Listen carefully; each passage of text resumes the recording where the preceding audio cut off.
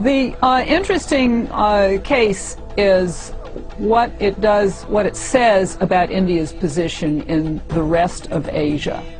I would argue that India has already made itself into an Asian power. Now there is a talk about India moving on to become an economic superpower in none too distant future. I am completely convinced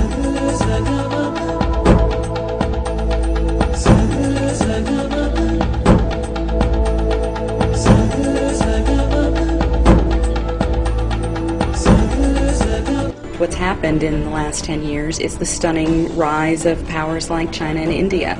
पिछली बार जब तुमने कहा था करो या मरो, तब इसने दुनिया का नक्शा बदल डाला। आज जब हम आजादी के 60 वर्ष पार कर रहे हैं, दुनिया की नजर आज फिर से हम पर है।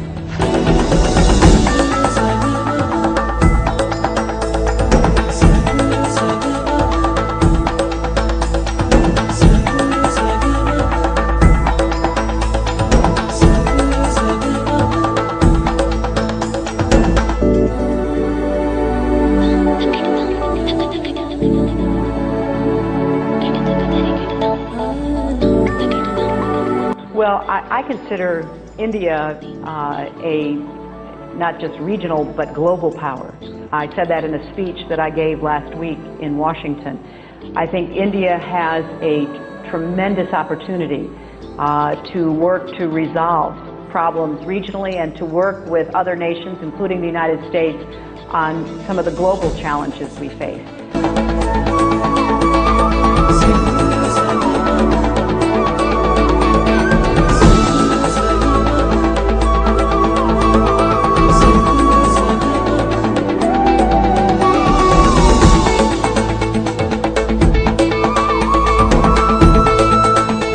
So our budget with a focus to return growth to 9%, I think around 2012 or at the earliest, they say. Given the current global economic picture, I mean, is that realistic or is it a little overambitious, do you think? Rebecca, I think it's important to say that India is in pretty good shape, and India, indeed, like many other economies, have sort of boomed in recent years. So the growth picture for India in recent years has been one of good stories, good news, optimism, and everything seems to be going up.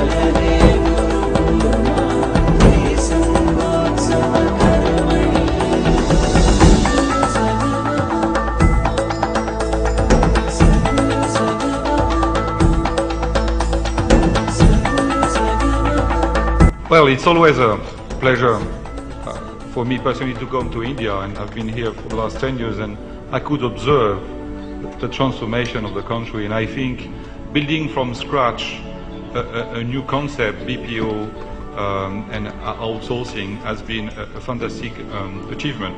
For us also, BT is important because we employ directly or indirectly 12,000 people, and we're going to move to 18,000 people to the next 2 years. At the same time, we're investing $20 billion in our network. So our objective is to create a new concept. We call this digital network economy, or I call this more simply the digital energy, same water, gas, electricity, in 170 countries. So the objective is for any company in the world to use any point of connection to deliver the service they need, or to produce, the service they need close to the customer. I think also India have set the benchmark. I was in in China a few weeks ago and visiting Beijing and Dalian, and I met the mayor of Dalian. He was introducing, the new city, and he told me, "I want to create the Bangalore of China." A few weeks before, I was in Russia. We were opening a big office there, and I was hosted by the Minister of Telecom, and he was promoting, all the efforts. And he told me, "We want to create the Bangalore of Russia." And in Brazil, at the beginning of this year, we opened a big headquarters. We have 24 offices now, and we host a big reception at the British Embassy. And I saw Indian guy in a corner, and to see an Indian guy in Brazil is like to see a Brazilian guy in a North Pole, So I went to see him and say, "What are you doing here?" "Well, we're going to open 1,100 software development seats here in Brazil." I say, "Why?" "Well, it's too expensive in India." So it's very interesting to see that India is creating over time a unique set of skills, and I think also the government the last 2 years has done a tremendous job, to open its networks first, but also its economy, and help investors like us. Despite today's slump, investors are wondering if shares in the world's second fastest growing major economy are worth another look. Brendan Lothry has more in today's Bloomberg Insight. Well, India's Sensex stock index plunged 52% in 2008, the biggest ever for that benchmark. And that slump has left Indian stocks valued at 10 times earnings. The average for the 30 companies in the Sensex is about half of the 4-year average of 19. Now, earnings growth for all 30 companies is expected to reach 10% this year. That's according to Bloomberg data. And the International Monetary Fund said that this month that India's economy may expand 6.3% this year. That's far below 2008's 9% pace, but still the fastest after China is among the world's 20 biggest economies.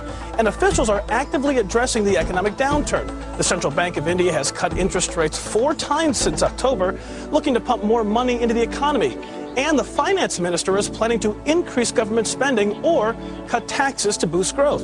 Now, money managers such as Templeton's Mark Mobius say the Satyam computer issue is a short-term negative for the Indian market, but the stricter regulation that is likely to come is a long-term positive. International companies such as phone maker Nokia, LG Electronics, PepsiCo, and SAP all plan to expand their businesses in India. That's a key vote of confidence in one of the world's 3 biggest emerging markets. What is also true is I think that the United States sees India as a global power and a critical partner in helping to deal with the challenges of the 21st century. Everything from climate change to poverty to trade to science and innovation. Hindustan उम्मीद से है। आधी सदी तक उठ-उठकर हमने आकाश को पहुंचा है। सूरज से गिरती गर्द को छान के धूप चुनी है। 60 बरस आजादी के। हिंदुस्तान अपने इतिहास के मोड़ पर है। अगला मोड़ और मार्स पे पांव रखा होगा। हिंदुस्तान उम्मीद से है। चलो चलें, जो तुम चलो तो हिंदुस्तान चले।